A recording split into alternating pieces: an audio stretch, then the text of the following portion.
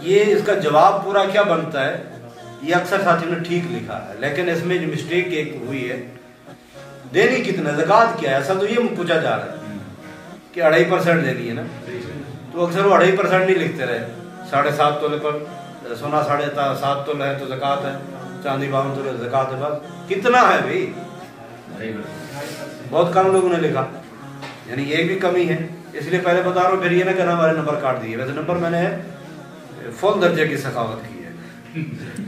تو اب حد سے اصغر اور حد سے اکبر جو ہے اس پر بھی پھنسے پڑے تھے آپ لوگ،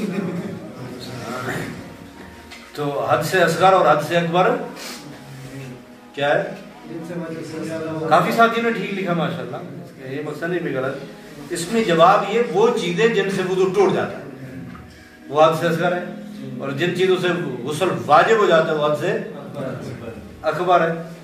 اور بعضوں نے بہرحال میں ایسا کروں گا نہیں تو ماشاءاللہ 50 سے اوپر ہیں، اور میرے ساتھ جو ایک اور کام آپ لوگوں نے کیا ہے، اوپر آپ نے نمبر نہیں لکھے، مجھے بھی غلطی ہوئی کہ آپ اپنے نمبر لکھ لیتے نا، بھی حاضری نمبر جو آپ کا چل رہا ہے، نمبر 1 2 3 جو بھی ہے، میرے لیے آسانی ہو جاتی۔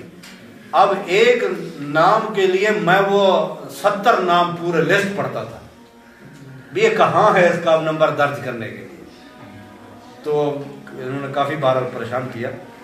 تو عرض یہ کر رہا تھا کہ یہ آسان سا اور مختصر سا جواب ہے، ساتھیوں نے اس میں بھی کافی غلطیاں کی ہیں، وضو کے بعد کی دعا اس میں تو بہت زیادہ ہی غلطی،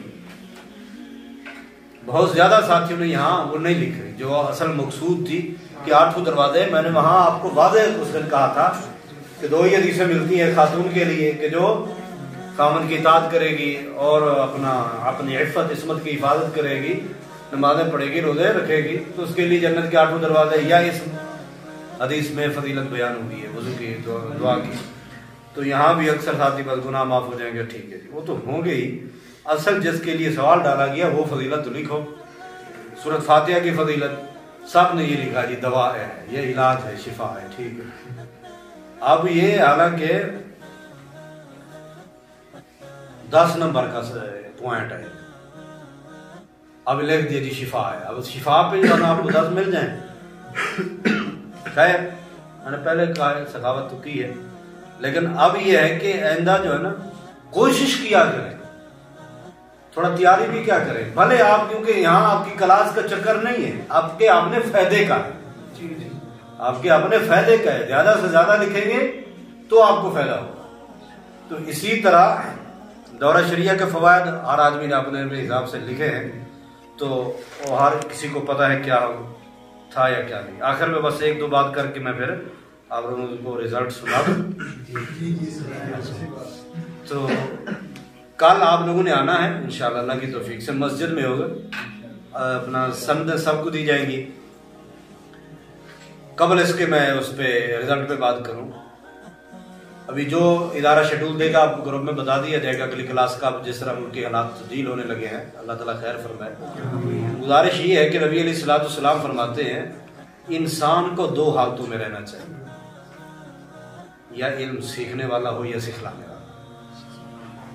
تو آپ ان 2 پوزیشنوں میں رہیں ہمیشہ، جب تک زندگی ہے، اپنے ملک میں ہو یا یہاں پہ ہو، کتاب سے لو، استاد سے لو۔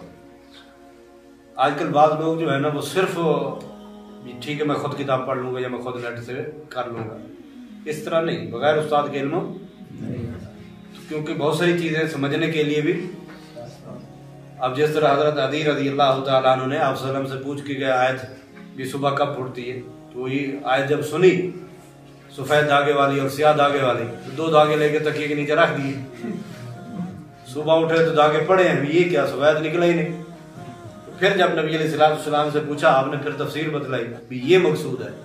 تو بہرحال اس لیے بعض چیزیں ہوتی ہیں جو انسان کی سمجھ میں نہیں ہوتی، تو وہ پوچھنی چاہیے۔ تو میری ایک نصیحت تھی، اس قابل نہیں ہوں کہ نصیحت کروں، بہرحال گزارش یہ ہے کہ ان 2 حالتوں میں رہیں، دین سے جڑے رہیں جہاں بھی ہیں، کیونکہ نبی علیہ السلام فرماتے تدارس العلم خیر من الدنیا وما فیہا، یہ علم کا پڑھنا پڑھانا جو ہے نا، یہ دنیا اور دنیا کے اندر جو کچھ ہے وہ سب سے بہتر ہے، وہ سب سے بہتر ہے۔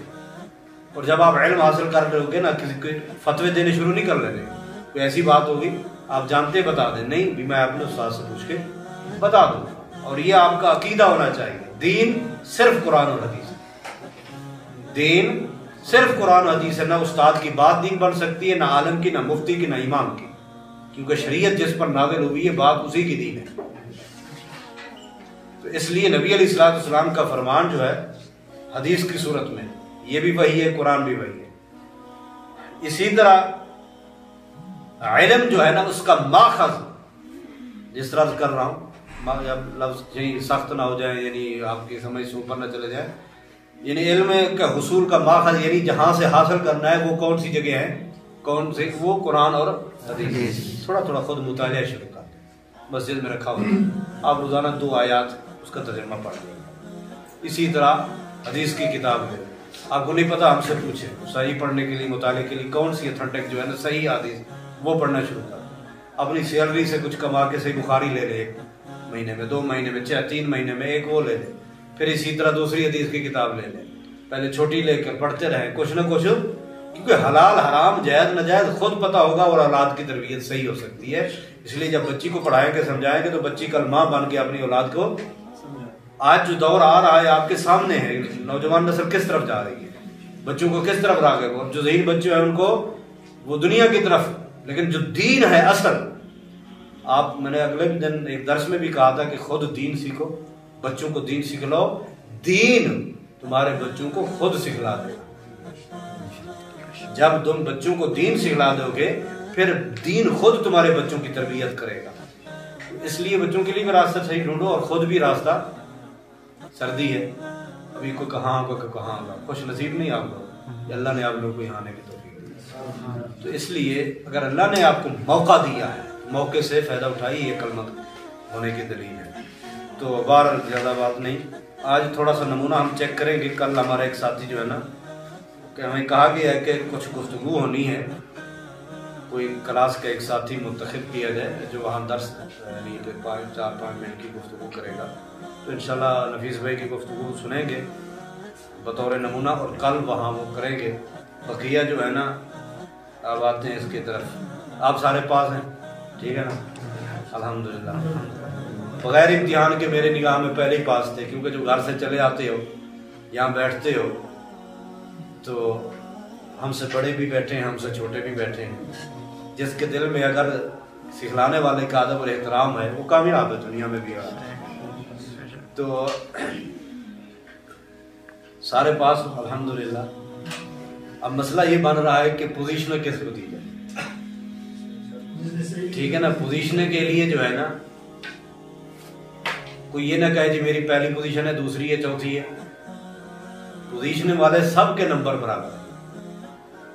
اب مسئلہ یہ آ رہا کہ پہلی پوزیشن کس کو دی جائے، دوسری کس کو دی جائے. اس کے لیے پھر معاملہ بنا آپ کی حاضری کا. اب آپ لوگ کی حاضری کے معیار پہ جو ہے نا، وہ نمبر 1 2 3 4 5 7 تک انہوں نے کہا بھی ہم وہاں 7 بندے دیے. اب آپ کی حاضری کی بنیاد پر یہ نمبرنگ ہے. اب کافی ساتھی اس میں حاضری میں کمی بیشی ہے، لیکن نمبر آپ کے سب نہیں. 13 ساتھی ہیں جنہوں نے فل نمبر لیے، 13 ساتھی ہیں جن کے نمبر پورے ہیں، انہوں نے صحیح لکھا. سب ہے جلدی اتنا بدلا دو کیوں بھی. تو ان 13 ساتھیوں میں